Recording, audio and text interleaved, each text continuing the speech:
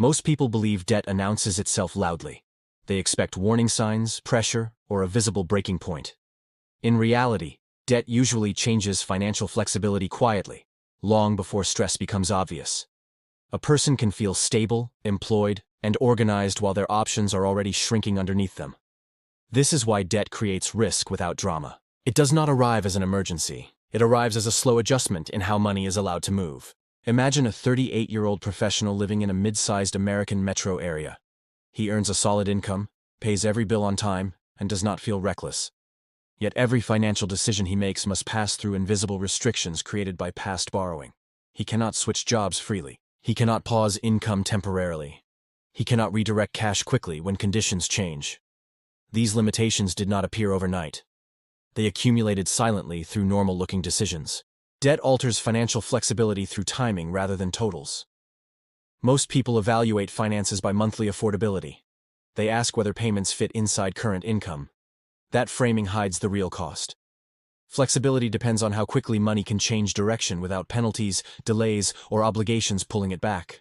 Debt hardens cash flow. It fixes future income to past choices. Once income is pre-assigned, adaptability declines even if income rises. The first hidden mechanism is payment anchoring. This claim exists before food, housing adjustments, or opportunity costs. Even modest monthly payments reduce optionality. Optionality means the ability to say yes or no without financial damage. When payments anchor income, decisions become reactive. Opportunities must fit around obligations rather than the other way around. Payment anchoring matters more in stable periods than in crises. During stability, people expand commitments because nothing feels urgent. A vehicle upgrade, a finance device, a balance transfer, or a personal loan often arrives with language focused on convenience. Each addition seems manageable in isolation. Combined, they create a structure where income is already spent before it arrives. This structure remains even if priorities change. The second mechanism is duration blindness. People underestimate how long debt remains active. A 3-year or 5-year term feels temporary. In practice, debt chains rarely end cleanly. Old payments disappear only after new ones replace them. This creates continuity of obligation. The person never experiences unencumbered income, so they forget what flexibility feels like. Over time, they adjust expectations downward without noticing. Duration blindness affects decision quality. When income is always partially spoken for, people optimize within constraint instead of questioning the constraint itself. They search for better rates, smoother payments, or consolidation tools. These adjustments improve comfort while preserving the underlying rigidity. Flexibility does not improve because the obligation structure remains intact. The third mechanism is volatility sensitivity. Debt increases sensitivity to income fluctuations, even when income appears stable. A salaried worker may feel protected, yet small changes matter more under debt load. A missed bonus, delayed reimbursement, reduced overtime, or short medical leave can disrupt cash flow. Without debt, these events cause inconvenience. With debt, they trigger cascading adjustments. Volatility sensitivity changes behavior. People under debt pressure prioritize predictability over growth. They avoid roles with variable income, decline temporary reductions that lead to long-term gains, and resist relocation opportunities. These choices feel prudent but originate from obligation pressure rather than strategic assessment. Flexibility erodes quietly as risk tolerance shrinks. Another overlooked effect is decision compression. Debt compresses decision windows. Choices that once had months of consideration now require immediate resolution, because payments continue regardless of planning cycles. Time becomes a constraint. This forces suboptimal decisions simply to maintain payment continuity. Over years, this pattern compounds into reduced control over personal trajectory. Debt also distorts perception of safety. Regular payments create the illusion of discipline and responsibility. People equate consistency with strength. In reality, consistency under obligation differs from resilience. Resilience depends on surplus, adaptability, and time. Debt reduces all three. The individual appears stable until a deviation occurs, at which point options narrow abruptly. Liquidity illusion is another silent factor. A person feels prepared because borrowing remains accessible. This reliance masks vulnerability. Credit availability depends on external conditions and lender assessment. When conditions shift, access changes faster than spending habits. True flexibility requires self-controlled liquidity rather than permission-based liquidity. Debt also reshapes priorities through loss aversion. Once payments exist, Avoiding default becomes a dominant objective. This priority overrides optimization. People accept inefficiencies, longer commutes, or lower satisfaction roles to preserve payment continuity. These compromises feel rational individually. Collectively, they narrow life design. Importantly, none of these effects require excessive debt. Even moderate obligations can reduce flexibility when layered across time. The issue lies in structure rather than scale. A high earner with rigid commitments may have less flexibility than a modest earner with fewer obligations. Flexibility measures freedom of movement, not net worth. In the United States, consumer finance design encourages this rigidity. Automated payments, promotional financing, and bundled services reduce friction at the point of commitment. The cost appears later as reduced maneuverability. Because consequences are delayed, learning is slow. People repeat patterns that feel safe while gradually reducing future options. Another mechanism operates at the psychological level. Debt creates mental accounting silos. Money becomes pre-labeled for obligations, leaving a smaller pool for discretionary thinking. This fragmentation reduces creativity. When fewer dollars feel available, people stop exploring alternatives. They maintain status quo arrangements even when better configurations exist. Career decisions are particularly affected. Debt pushes individuals toward income stability over skill expansion. Training periods, lateral moves, or entrepreneurial experiments become impractical due to cash flow rigidity. Over time, this limits earning pathways. Ironically, debt taken to support lifestyle can cap long-term earning capacity by restricting adaptive moves. Debt also interacts with inflation differently than most expect. While fixed payments may appear predictable, rising costs elsewhere squeeze discretionary margins. The fixed nature of debt prevents adjustment. Without obligations, spending can be rebalanced. With obligations, rebalancing hits quality of life or opportunity spending first. Another silent effect appears in negotiation power. Individuals with lower flexibility negotiate from weakness. They accept unfavorable terms because gaps in income feel dangerous. This applies to employment, housing, and service contracts. Flexibility strengthens negotiation posture. Debt weakens it by reducing tolerance for disruption.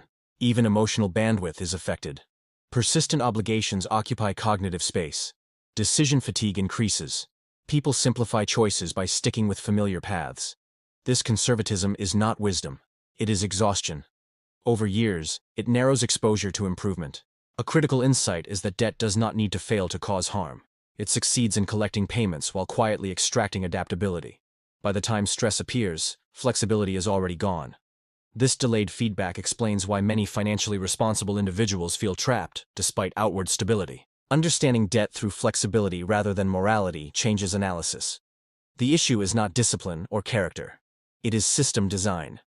Obligations hard-code future behavior. Each commitment reduces the range of possible responses to uncertainty. Financial health depends on maintaining response capacity. This reframing explains why income increases do not always improve freedom. Higher income layered onto fixed obligations simply scales the same rigidity. True improvement occurs when income growth exceeds obligation growth, restoring optionality. Without that gap, progress feels hollow. The professional in our example does not feel reckless, he feels responsible. Yet his calendar, career options, and financial responses are all constrained by decisions that once felt harmless. Nothing dramatic occurred. No emergency forced awareness. Flexibility faded quietly. Recognizing this pattern is the first step toward control. Not through panic or austerity, but through structural awareness. Debt should be evaluated by how it shapes future choices, not by whether payments clear today. The absence of warning is the danger. By the time discomfort appears, leverage has already reshaped behavior. Financial flexibility can be measured, even though most people never attempt to measure it directly. They track balances, scores, and monthly expenses, yet ignore the variable that actually determines control: response capacity. Response capacity is the ability to absorb change without forcing damage elsewhere. The first step is understanding flexibility as a ratio, not a feeling. Flexibility equals uncommitted cash flow multiplied by time tolerance. Uncommitted cash flow means income that is not pre-assigned to obligations. Time tolerance means how long income disruption can be handled without triggering forced actions. Debt compresses both sides of this ratio. Payments reduce uncommitted cash flow. Ongoing obligations shorten time tolerance because every week without income increases pressure. Most people misread stability because income masks rigidity. A steady paycheck hides how fragile timing actually is. To measure flexibility accurately, income must be mentally removed from the equation. The question becomes, if income paused today, how many decisions remain voluntary after obligations are met? The answer reveals real flexibility. Layered debt structures accelerate rigidity faster than single obligations. A mortgage alone does not eliminate flexibility. A vehicle payment alone does not either. The problem appears when multiple products overlap in duration and timing. Each layer consumes a slice of future choice.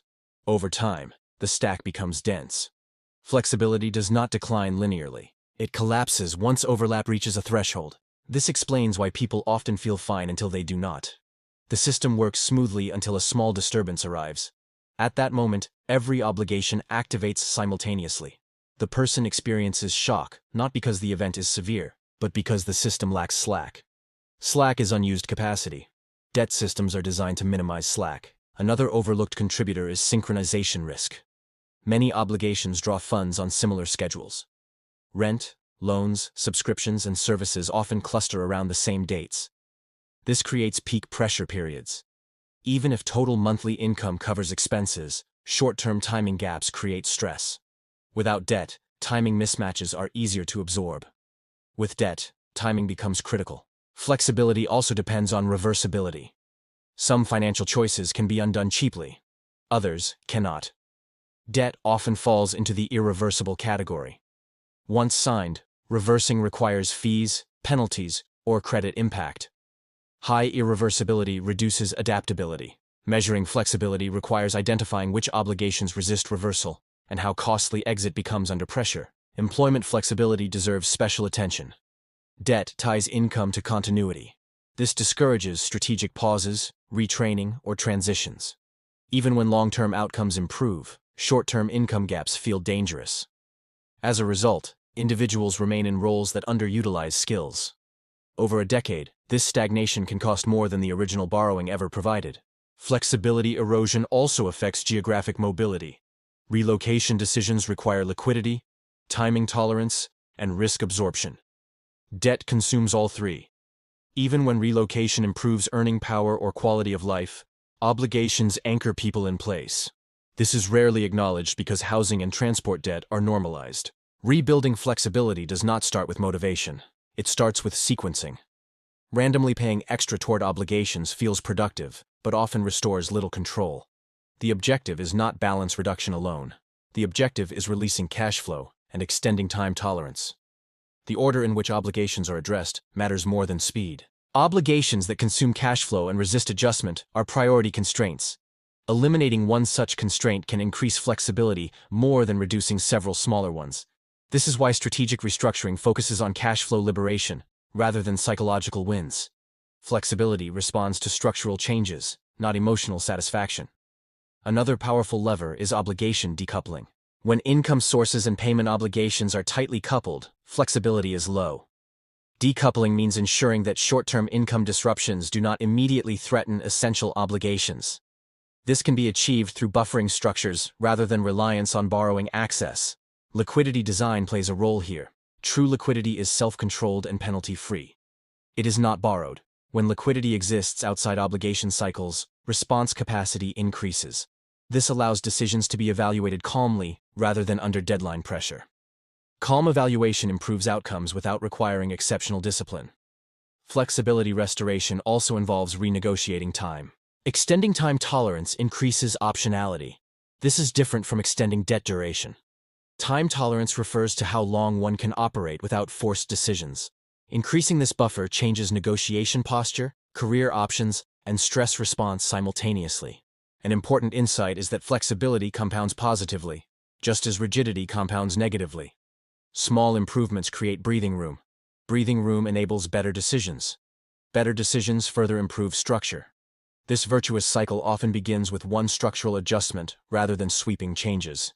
It is critical to avoid confusing austerity with flexibility. Reducing spending without addressing obligation structure often increases fragility. A lifestyle stripped to obligations leaves no adaptive margin. Flexibility requires surplus capacity, not deprivation. Debt products often advertise optimization through consolidation or lower payments. These tools improve comfort but may extend rigidity. Comfort is not the same as control. Control improves when obligations lose dominance over future decisions. The ultimate test of flexibility is choice under uncertainty. When faced with an unexpected option or disruption, can the individual evaluate it based on merit rather than fear? Debt reduces this ability by introducing urgency where none should exist. The professional begins to regain control when he measures flexibility honestly. He identifies which commitments restrict movement most. He restructures deliberately, targeting cash flow release and time tolerance expansion. Progress feels subtle at first. There is no dramatic moment. Instead, decisions become easier. Options reappear. Debt changes financial flexibility without warning because warning signs are not emotional, they are structural. By the time emotions react, structure is already set. Learning to read structure restores agency. Financial strength is not defined by how much one can afford today. It is defined by how many choices remain open tomorrow.